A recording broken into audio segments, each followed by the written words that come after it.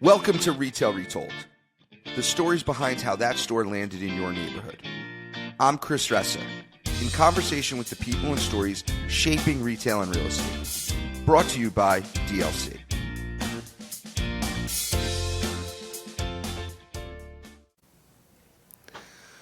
Welcome to Retail Retold, everyone. Today I'm joined by a longtime friend, Chen. Hugh is the president of Saglo Companies. I'm excited for him to be here. Welcome to the show, Hugh. Chris, oh man. So I think we were just talking, you're 400 episodes in, and I finally get a little bit of time on your podcast. I appreciate the invitation, and it is an honor. I think your subscriber base is pretty large by now, so I'm glad to be on. Well, thank you. Hugh, we've known each other for a very long time now. Most people wouldn't know. I think we met in probably the depths of the Great Recession, like 08, 09, something like that. Yeah, I remember, in the GFC. I mean, that was a galvanizing event, right? For sure. People in 08, 09, if you weren't there, it's like you're in the trenches. And any slowdowns that people might have thought that they experienced the last couple of years was in no way compared to what was going on in 08 and 09 and even 2010. And I remember one of the initiatives that I thought about back then was lead sharing. And I mean, people weren't really doing that at that time with retail leasing. And I put together the Leads Community Bulletin Board, and I believe you were one of the users. And I was. I would always remember seeing, Chris Ressa DLC, sharing some leads, some daycares, some nail salons, Froyo, whatever was popular back then. I think it was like maybe tanning salons, and I don't know, it was the hot retail use category back in 08 and 09. Hugh, I got a question, and this is an unscripted question. We've known each other a long time, and you mentioned how challenging that time period was. It was relatively earlier on in our careers, that point in time. Did you at any point consider changing industries at that point in time, given all the noise around our space? No, I never considered changing industries. And I'm not too sure, perhaps I should have looked into cryptocurrency or something like that. Everyone probably should have. I mean, I remember, I clearly remember when, learning about Bitcoin when it was like $1. Yeah. What is this thing? This is so stupid. This is like the money that you get in video games, like gold coin or something like that, or mana or something like that. So. But what I did do is the sabbatical. So I've been wanting to take a break up until, so I started in the business in the year 2000 over at Terra Nova, and in retail leasing, as you know. And from 2000 to 2010, it was just a lot of grinding, right? The 10,000 hours, the outliers, the Malcolm Gladwell story, and I had never taken a trip more than 1 week at a go. And, I wanted to go to Europe, I wanted to go to Asia, I wanted to go to all these places. But, when you go to Asia especially, it's a 26-hour amount of travel time. You need to go for like a couple weeks. And in the depths of that Great Recession, the global financial crisis, I was like, well, I'm not... my income, as you know, I'm very frugal and I'm a saver. But my income at that time in those years were going down quite a bit. And I said, you know what? My time, the amount of money I placed on my time at that period of time was not as much, because I could work really hard and still not make as much money just because of the macroeconomic factors. So at that point, I said, you know what? Now's the time. Better time than any. I wasn't married, no kids, anything like that, no girlfriend. So I was like, all right, I'm going. Sabbatical, done.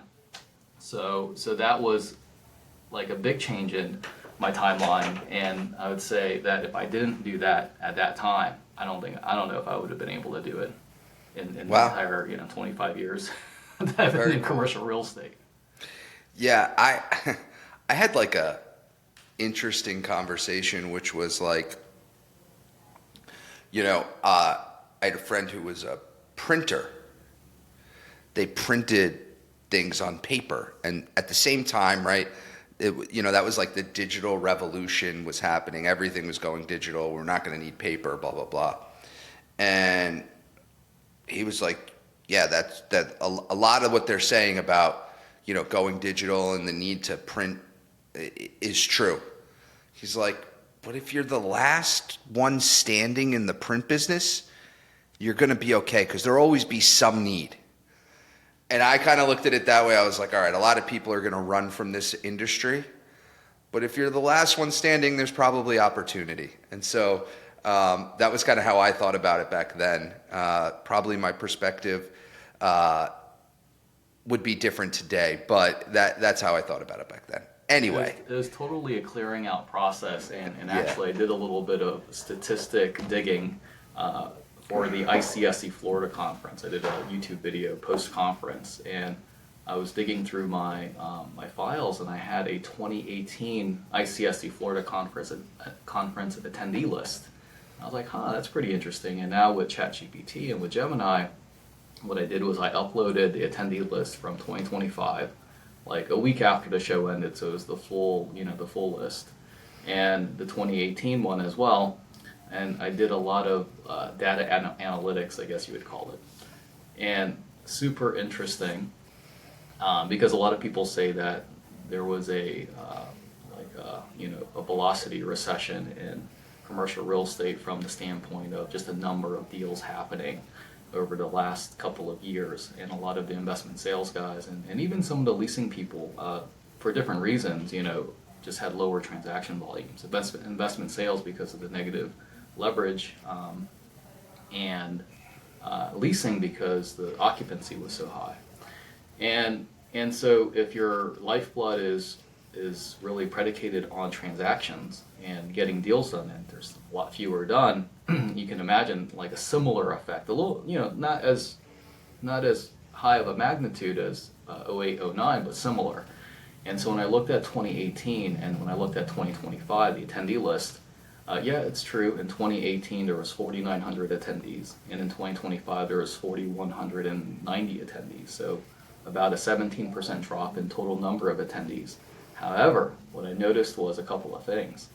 The percent of the attendees that had vice president title or higher was 45% in 2025 and 37% in 2018. So, which meant that you just had a higher concentration of decision makers this year than before. Maybe they were just bringing everyone before, I don't know. But also, what was super interesting was only about 28% of the attendees in 2018 also went to 2025. So there was a lot of changing of the guards over the last 7 years. You would have thought at least 50%, right? Maybe even 60%. But when you look at the data and you look at the names, now I didn't field verify, like I didn't take the 5,000 or 4,000 or so names and kind of like just, field verify that they were actually any names missing or anything. So I'm taking ChatGPT's word for gospel in this case, for whatever that's worth. But I thought that was a really interesting statistic. The only thing I would say on the latter part, on the changing of the guard, is I wonder what that ratio would be from 2000 to 2007 and 2007 to 2014, because I wonder if that's normal changing of the guard, because it is a considerable amount of time, 7 years, for a lot of things happened during that time period. So I that's the only challenge I might put is I would have thought it was higher because it feels like a small industry, but I don't know what normal might be. You have friends in ICSC. I do as well. I'm going to see some of them next week actually at the Blueprint conference in Vegas. So I am going to ask them to do this study because that is actually very fascinating. I think very valuable for companies like ours and just interesting. For sure. And Okay, Hugh, we dove right into some content here, but Why don't you tell everybody a little bit about yourself, who you are, and what you do?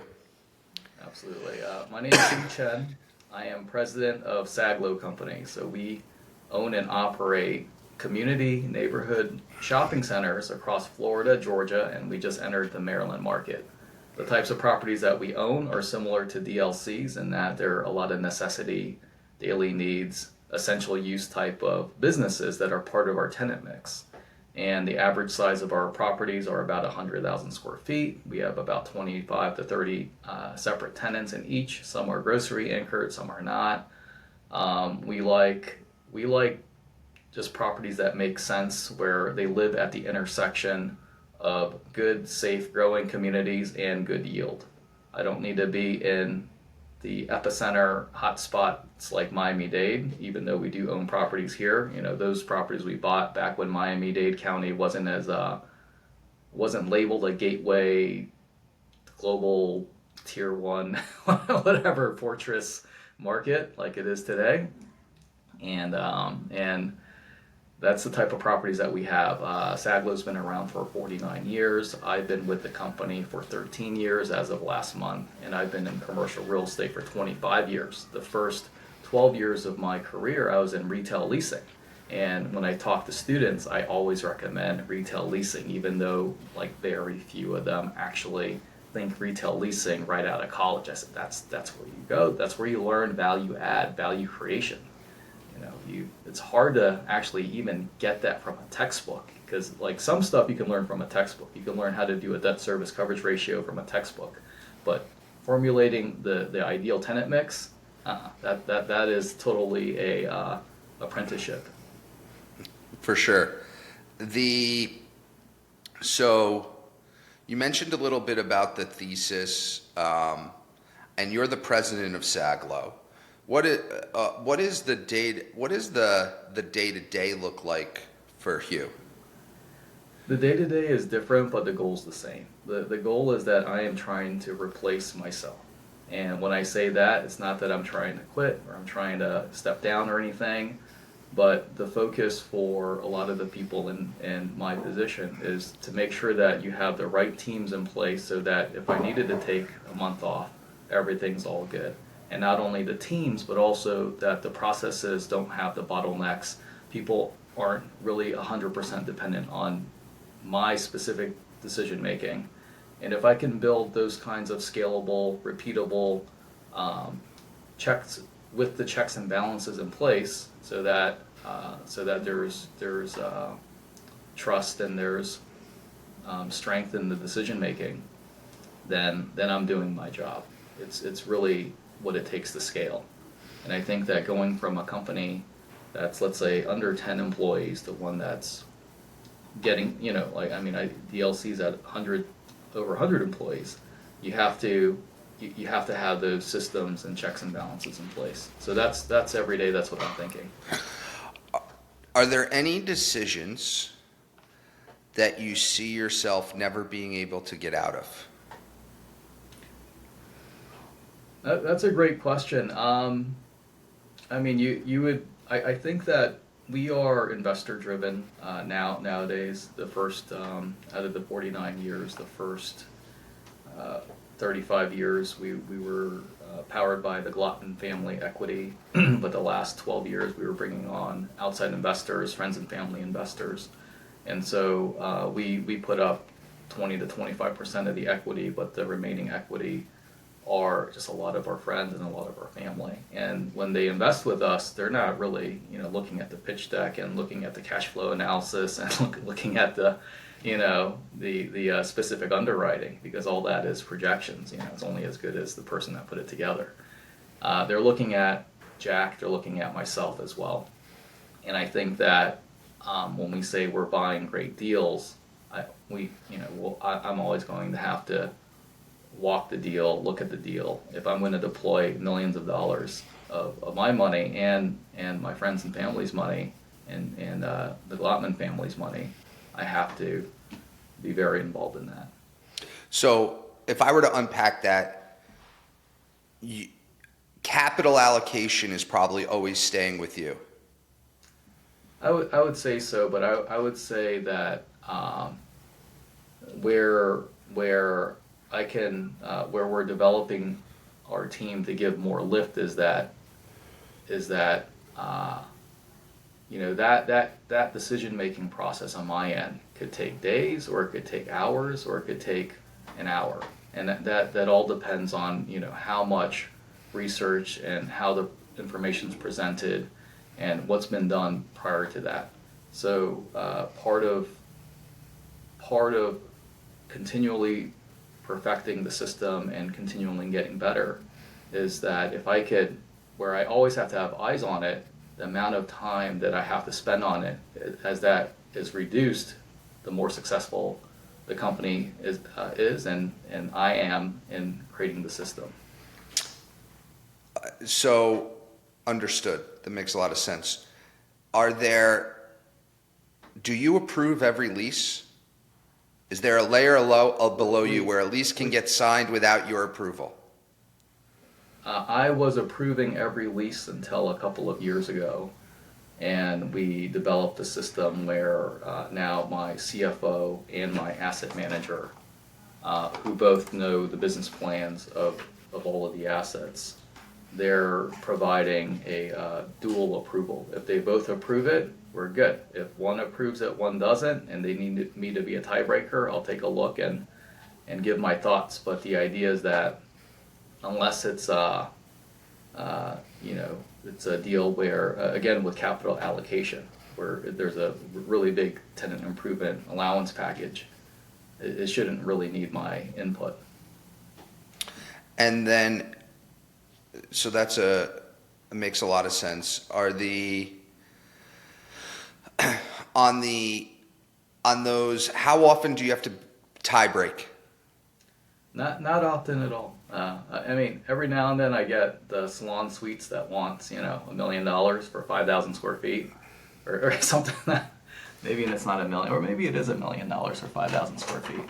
But every now and then I have to chime in. We're long-term holders. We're not going to be benefiting from recapitalizing through selling or anything like that, or turning the properties very quickly. So we think of things on more of a long-term view. So when it comes to large TI packages, I think they know not to go too crazy.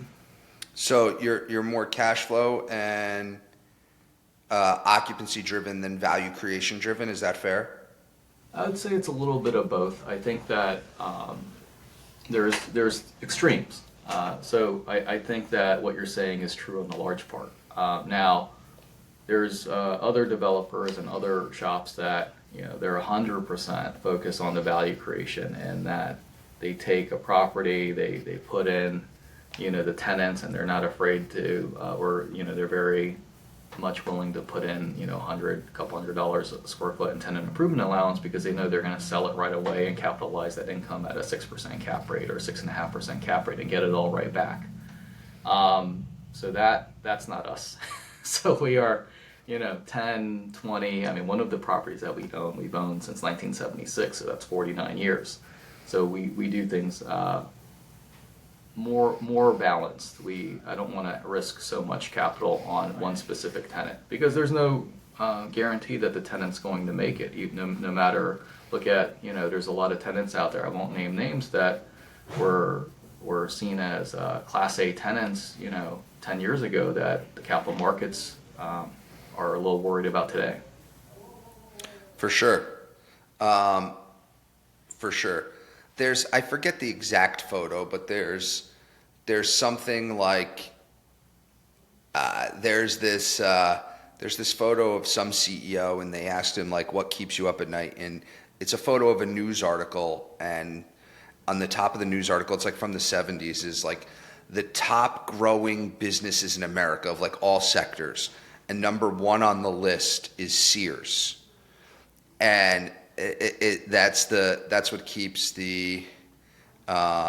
that's what kept that CEO up at night, and it had that on his wall. I thought that was interesting. So to your point, that businesses go up, they go down, for sure.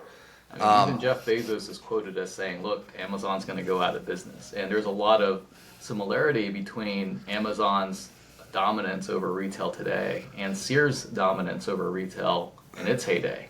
Between the Sears card, I don't know if you remember growing up, like every family had a Sears card. I know my dad had the Sears card. It's like the thinnest piece of plastic possible.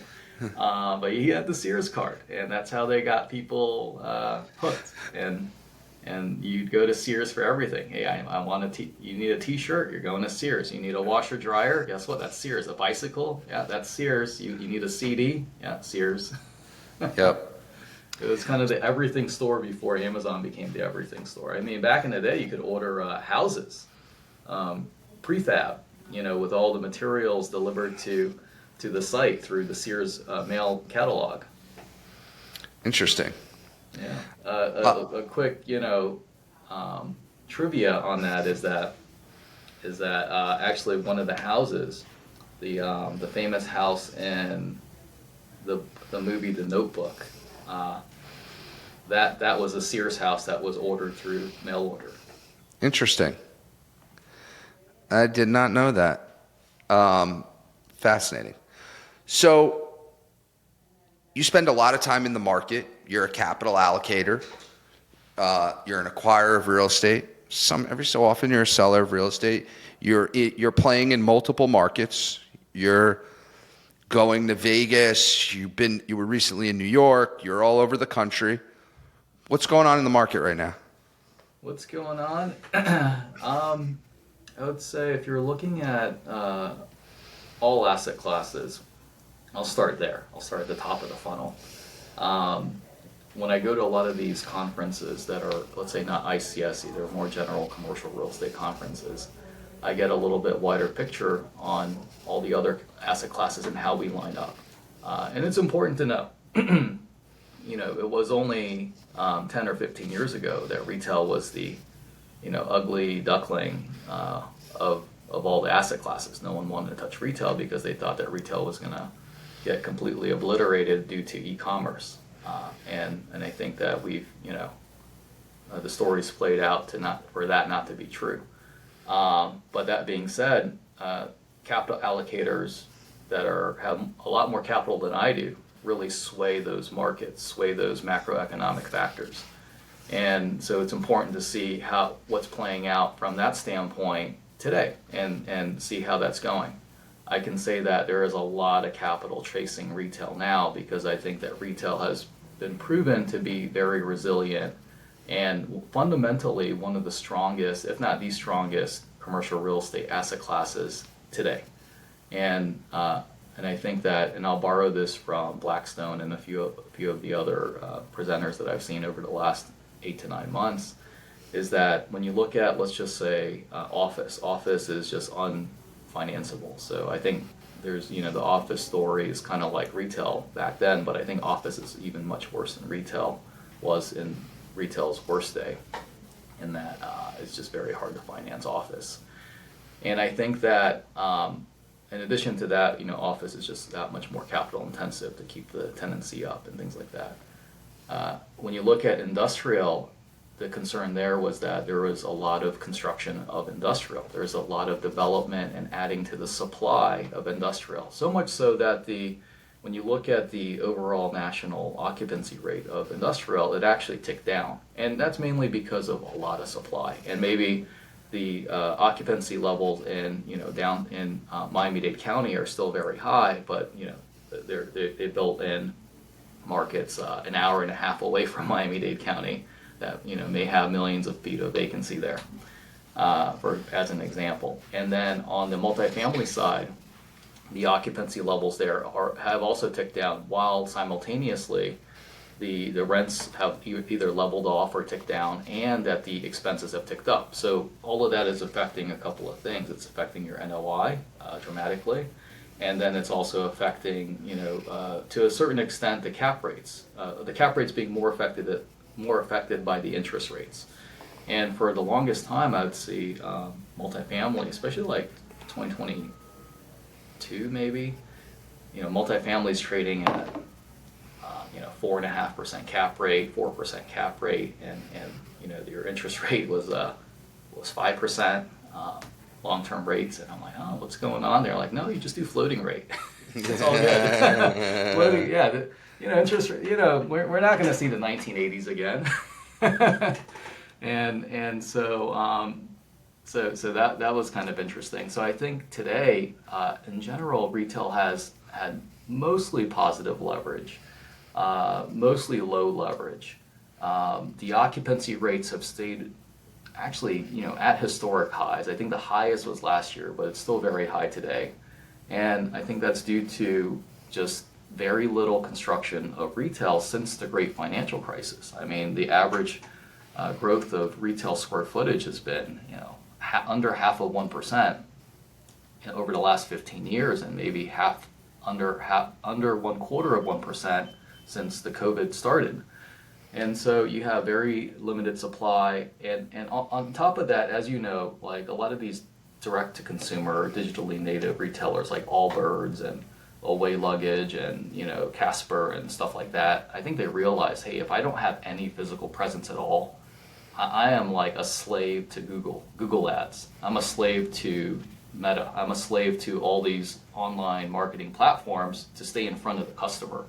And as more mattress stores come in and more shoe stores come into that space, I mean, that cost per lead just goes up and up and up.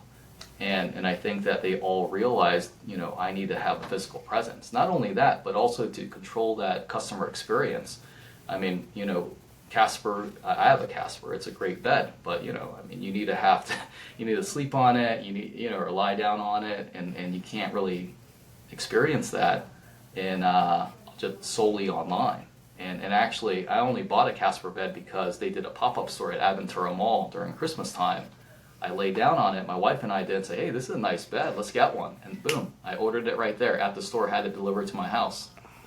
Got it. So, yes, customer acquisition cost is the new rent, I agree. And I'm in the boat of you can't make money in clicks without the bricks, so I'm on that. But to challenge... Sorry. I think that went really long-winded, but to answer your question macroeconomically, there's a ton of liquidity going after retail. The cap rates, I think, have expanded a little bit from last year, mainly just because I think you can only do negative leverage for so long. The amount of deals trading year-to-date this year compared to last year is up, I think, like 30% or something, according to Matthews. I saw them at ICSC a couple months ago, and so transaction volumes are way up, and I know a lot of different companies that have raised massive amounts of money, massive funds to acquire retail. So I think that from an investor standpoint, there's no intrepidation now in investing in retail. So I agree with most of what you said. I don't think there's anything I disagree with. But for the listener out there who says the following, of course Hugh's going to say that. This guy makes a living on retail real estate. He's talking his own book. The guy just gave me the lollipops and rainbows story on retail. Give me some of your concerns. All right. If you had concerns, I think that leverage on the real estate side itself, I think fundamentally the real estate part of commercial real estate shopping centers, what we do, is pretty sound. I think, if anything, I would look at the leverage on the tenant side, because our income, the value of our real estate is completely correlated with our income. And not only the amount of income, but the durability of that income. How likely is that income going to, how likely is that tenant going to fulfill their lease and pay the rent over the 5, 6, 7, 10 years that they agreed to? And so I look at the leverage on the retailer side, and I think their cost of capital has certainly gone up, and their cost of goods sold have gone up, and their cost of employees have gone up. They've raised the prices have largely been absorbed by the consumer, but there is an equilibrium that once you pass it, you're going to get you're going to have some issues. And so I think you've seen a lot of private equity come in and, you know, buy retailers, load them up with debt. I mean, look at Conn's Home Plus, that was really sad to see. They took out Badcock Furniture, 100-year-old Florida-based company as well, because Conn's bought Badcock and the company had so much debt. And then you look at, I mean, you even look at like Big Lots and things like that. Now, that being said, with Big Lots and maybe even Joanne Fabric and Party City, some of those concepts never really evolved with the time, so I wouldn't completely blame it on debt per se. But you know, maybe that we could talk a little bit about that in a couple minutes. But then also you look at the consumer, you know, debt, and I think that I've seen the statistics that the amount of credit card debt, revolving debt, you know, is at almost all time. I think it's at all-time highs actually. And then the savings, like during the during the COVID shutdowns, the savings rates were like astronomical. But I think largely all of those savings have been spent. And so those are the things that I think about. I don't think that the, you know, I don't think that the e-commerce thing or not even necessarily the, you know, the tariffs thing are going to be a meteoric, you know, devastation of retail. I think that we're kind of, you know, we've proven that not to be true. But I think that the consumer debt and the retailer debt is something we're watching. Got it. Are you focused more on the national retailer debt or the local mom and pop? I think it's both. You know, when we look at the financials of tenants that want to be at our properties, I prefer to actually do more regional guys. I like the guys that have, or late guys and girls that have 2 to 20 locations. I think they're really dialed into the market, and what we found is there's a extremely strong correlation between retailers that have a strong community involvement, meaning that, you know, they're sponsoring the Little League, they're really involved with the soccer games, you know, they have their banners up at the baseball games and things like that. Locally, even the church and things like that. There's a very high correlation of having a success for that business and that involvement. And I think that national retailers can't really execute that very well. And the guy or lady that has the one location, you know, that it's hard for them to execute that well as well. I think 2 to 20 is my sweet spot. In addition to that, I think when they're negotiating leases, I mean, some of these leases now, especially from the nationals, that their control over your property has gotten very onerous, and we to the point where, you know, maybe I'm trading credit for flexibility, but I think I'm putting more value on the flexibility, because I got to lease up the rest of the property. For sure. We could talk about that till we're blue in the face. But that was super insightful. Really appreciate it. To just comment one thing, I had someone on the show once who owned a coffee shop in St. Louis, and I asked them, you know, I said, hey, news are saying Starbucks is opening across the street, and or they had already opened up, and I said, how's that impacted you? And he goes, hasn't impacted us. And I said, well, why is that? He goes, well, because I give, you know, I forget exactly what it was, but it was like every Wednesday I give every school employee in the town free coffee. And I show up to XYZ events and I do this. And they were super involved in the community, and it impacted results tremendously. So to your point. Hey, on the coffee topic, at ICS, the Florida conference, I think the common comment that I got from people that are doing leasing and landlords is that there are a ton of coffee concepts right now between Dutch Brothers and Seven Brews and all Elianos, and I don't know, Black Rifle's still expanding. But then I heard about Luckin Coffee, the Chinese coffee company that has like 20,000 locations in China, and they call it like communist coffee or something like that. So there's like, I think a dozen coffee concepts expanding right now, which is pretty incredible. I think that's the new froyo. So here's what I would say. I think, so clearly that is the case, that there's a lot of what I would call coffee brands that are expanding rapidly. That said, many of them have significant AUVs and to quite astonishing numbers, quite candidly. And the other thing I would say is a lot of these brands are really beverage shops, not just coffee.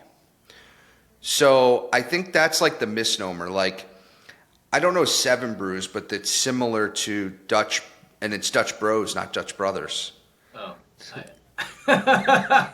Don't offend someone, Hugh. no, Dutch Bros. Okay. It's Dutch Bros. But I think last I checked, like 25% of Dutch Bros revenue comes from Blue Rebel energy drinks. Huh. That's interesting. Okay, I didn't know that. I have to go to one. I'll be on. I've been to Seven Brews. So I thought that it was very we're in the real estate community labeling all this in the coffee genre. I encourage you to go check out like the marketing video of like, go on Seven Brews website and look at the marketing video and tell me if you see coffee brand. I think when people think coffee shop, they're thinking of the go and bring my laptop and sip on a latte and have this like Starbucks aura, and Starbucks nailed that and is crushing it with that. That's not what these places are. Now, is there enough room for all these beverage concepts?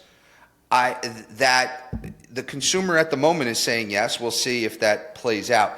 But they're chasing different demographics and have different a whole different business model than some of these others. And quite candidly, a lot of the product is different. The amount of crossover product in a Starbucks and a Seven Brew and a Dutch Bros is pretty limited. That's good to know. I've been to Seven Brews before, and I bumped into the real estate manager at ICSC Florida. And the statistic that really stood out is that she said when she started with Seven Brews like 2.5 years ago, they had 17 locations. Today, I think they have 480 locations. Yeah. And they're going to have over 500 by the end of the year. For sure. And It's significant. That growth is like crazy. And I know that Blackstone is a major investor in Seven Brews. And actually, I think Blackstone has, over the last 12 to 18 months, invested in Jersey Mike's, Tropical Smoothie, and Seven Brews, which is a pretty interesting move by them. And I like to watch them closely, mainly because I think that they're masters at interpreting the data that they have. I think they have something like 200 companies that they invest in, which they also obtain the data for, so they get like billions of points of data every day, and they have an entire data scientist, data analyst department that they started in 2017, like parsing through this data to figure out what the trends mean. And I think that at least over the last 5 to 6 years, they've been pretty on point with the decision making. For sure. But to just go to my point, I'm on Seven Brews website right now. Here's some, and I would challenge you to find these on a Starbucks menu. Here's some of the menu items. ocean breeze, nightshade, pixie stick, sunrise. Sparkling water infused with any flavor, add cream or whipped cream.